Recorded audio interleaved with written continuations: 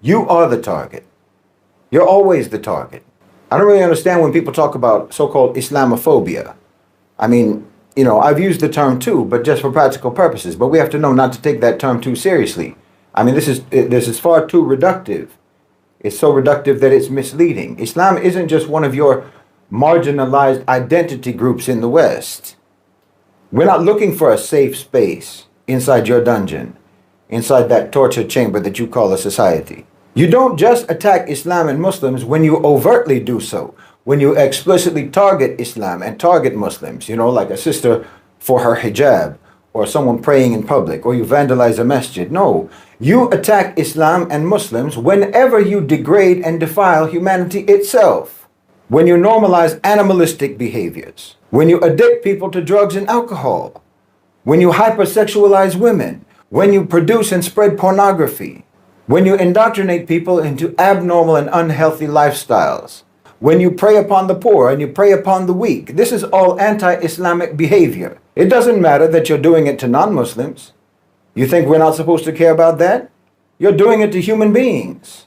You're enjoining evil and forbidding good, and that means that you are fighting Islam. And we know that ultimately, corrupting us is the ultimate objective. You're shooting bullets of corruption through your own people, hoping that those bullets will hit us eventually. Look, there's ultimately only one conflict, the conflict between Shaitan and Bani Adam. That's the only real conflict that there is. And the people who are standing up for Bani Adam, for humanity, that's the Muslims, standing up for the nobility of Bani Adam, the children of Adam, the human race.